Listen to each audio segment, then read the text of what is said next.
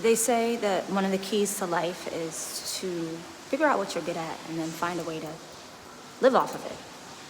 And so we have multiple skills. We have a plethora of skills. We're very blessed, all of us.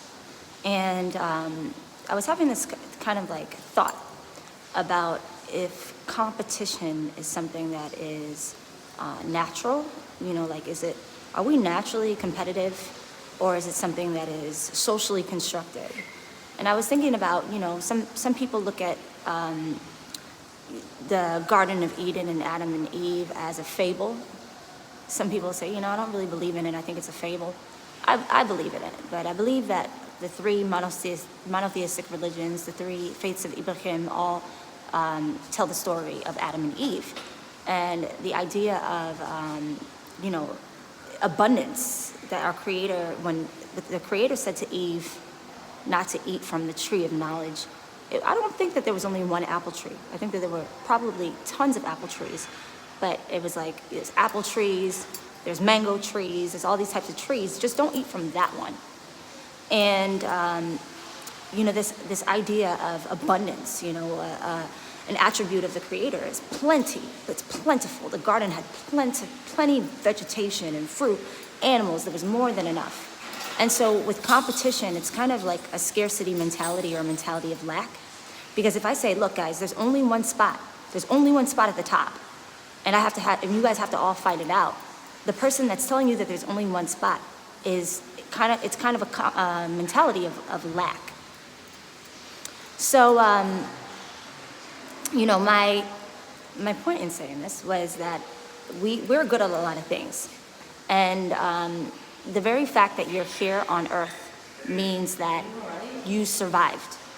Because if you think about the process of conception, we didn't get here through immaculate conception. We had to swim out a whole bunch of sperm to get to the egg. So are we competitors by nature? Because if our Creator could have designed any process for the egg to be fertilized, why not only put one seed in the nutsack to fertilize the egg? I'm not sure what the medical terminology of it is, guys. The scrotum. Is that where the sperms are held? Wherever the sperms are held. I think it's the scrotum. It might be the nutsack. But they gotta swim out each other to be able to get to that egg, to be able to fertilize that egg. And so competition may be natural. Anyways, when we're born, we all got these fingerprints, right? Everyone has a unique one. And it's crazy because they tell us that there's almost 8 billion people on this earth. It means that there's almost 8 billion different fingerprints. That's pretty unique. So we all got these special gifts. We're all survivors because we got here. We get to swim out the other sperms.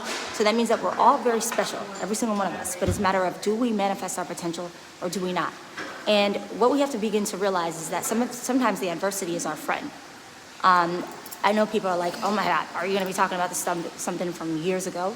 It was a long time ago that I had these multiple surgeries on my leg. But it was something that was so traumatic and so impactful that I do want to talk about the reason why I decided to start this health and wellness brand. I'll show you guys this. That's one of 3. And that's another. I haven't shaved, so excuse me. But so I had to relearn how to walk some time ago. I used to be a lacrosse player. I played lacrosse for about 7 years. I wasn't really very good at it. I was always more of a dance, or more had an interest in theater and the arts and dance. But I played lacrosse for about 6.5, 7 years. Had a really traumatic incident. I was diagnosed with compartment syndrome. They said that oxygen was not flowing to this portion of my leg. I was in the hospital for about 3 weeks, and I was bedridden while I was in the hospital. Because I had about 7 surgeries, 6 blood transfusions. This scar that healed was an open wound. So imagine like an open gash, like bloody, just like gauze and just bloody and bloody. So this scar was an open wound, and I had about 7 surgeries, six blood transfusions. And obviously when they cut you open, they put you on drugs. Prior to this, I, probably like had a couple drinks, high school stuff with friends, but I'd never ever tried like any hard drugs at all. And grew up eating like really good food. So to be on morphine in the hospital, well, first it was MS Cotton, Oxycontin, which were like pills. But after about the maybe second or third surgery, the pain had gotten so excruciating that they just put me on a morphine drip while I was in the hospital. I had a catheter, so I couldn't get up out of bed. And basically, like, they put a tube inside of whatever the medical terminology is of your pee hole. I think it's called your urethra. But it's, you don't pee out of the same hole that babies come from. I think that the hole is at the tip of the clitoris. I think it's called the urethra. But they insert a tube inside of it, the catheter. They put lubrication inside of it, and then they insert, and like, that pee hole is so small, it's very uncomfortable. So I had a catheter inside of me to be able to pee for months because I couldn't walk. And then when I got out of the hospital, I was wheelchair bound, and I had to relearn how to walk. And so I never applied for disability benefits because I didn't want to succumb to the idea of having like a disability or having a handicap. But these are the reasons why your health and wellness journey is so important, because after, after months and months, I was bedridden for months and months. After I had to relearn how to walk, I went from a wheelchair to a walker to, imagine me like a young woman and like with a walker. After the walker, I had crutches. Then I went to a cane, and I wasn't on the cane all that long. Luckily I was able to I was really strong, so I was able to regain my strength. But I never applied for disabilities because I didn't want to succumb to the idea of being like a handicapped woman. And so when it was like, and I think it was not just the pain of my leg, but like the idea of, not using drugs after healing with the MS Cotton and after healing with the, whatever. Marijuana can seem very comforting to a lot of people who have cancer, a lot of people who have had extensive surgeries. Marijuana can seem like a medicinal remedy with a lot less adverse side effects. And so you can even talk to holistic practitioners and medical physicians. There are medical physicians and holistic practitioners and allopathic, TCM that will all agree that microdosing marijuana is not a bad thing. Or if you can extract the THC, it's not a bad thing. Even when you have an injury, if you can extract some CBD oil, they will agree that it's not a bad thing. But then you have some practitioners who say stay away from it because there are other ways for you to be able to self-soothe and things like that. Me, I don't smoke any marijuana. I don't drink. But part of the reason why is because compartment syndrome, what I was diagnosed with, it was a lack of oxygen going to a specific department of my leg. And so, although marijuana may seem soothing for the trauma of the surgery and things like that, it's also, when you smoke it especially, it's taking away from oxygen of your body. So if you're consistently smoking marijuana, you have less oxygen in your body, and there's less circulation. And the problem in itself was it was a circulatory issue. Either way. The time that I was in the hospital, the time that I was bedridden, I don't feel like I've really ever been the same from that. I went to physical therapy, but the reason why you guys see me work out so religiously is this is a part of my healing journey, and I'm documenting it. When I started my health and wellness brand, and I started my LLC, it was not just to be able to spread my, techniques and things like that I used for recovery with the world, but it was also to be able to help myself.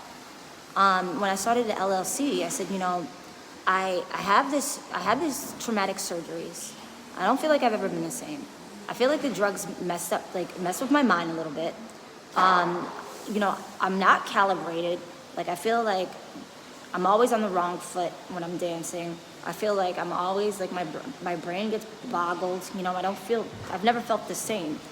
And so if I have to do 2 hours of yoga in a day just for the purpose of calibrating my right and left brain, or if I have to meditate just for the purpose of being able to, like, get some peace, like, in my mind, or, like, in a meditative state, because I haven't, like, redeveloped my entire cognitive abilities, I take the time to heal myself.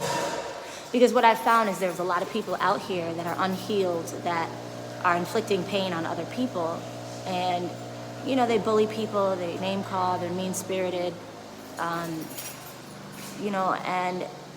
as much as they may feel like they're over their trauma, this is reflective of your trauma and your dysfunction. The way that you treat people and how cruel you are to people. So healing isn't just something that's a luxury. Healing is something that is a necessity, because you're going out in the world unhealed.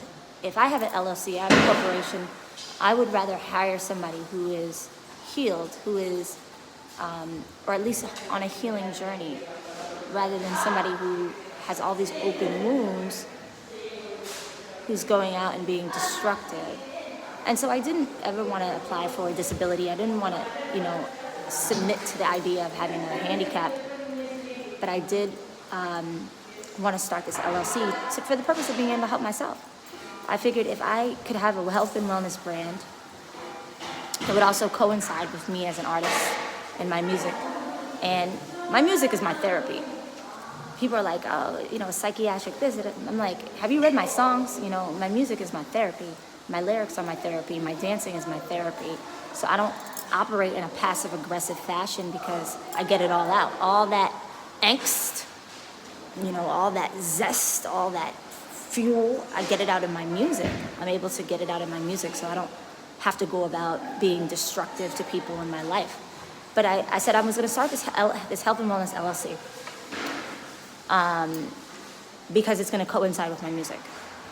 I said that if the idea of studio time, all these things, vocal training, and all these things that are, that you have to be able to produce, you got to figure out, how are you going to be able to get by simultaneously?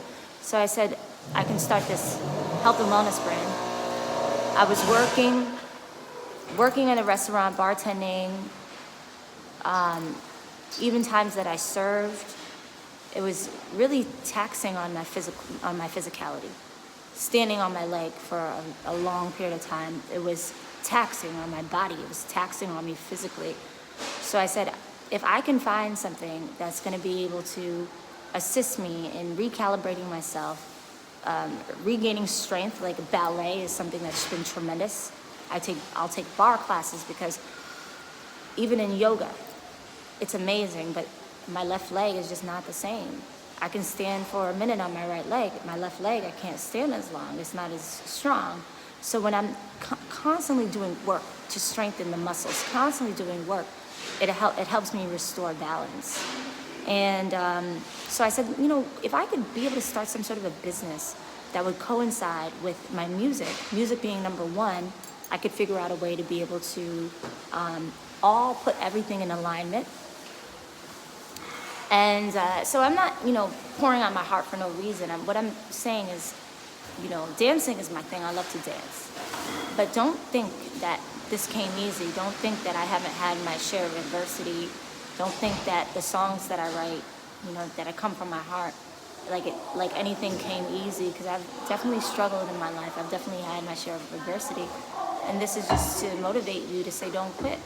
No matter what the circumstance is, no matter what the diagnosis is, it could be physical or mental, whatever the diagnosis is, it doesn't stop your goal. That's what makes you special. That's what makes you unique, like your fingerprint. Anyways, y'all, much love on this spiritual Sunday. Let me be on my way. Peace.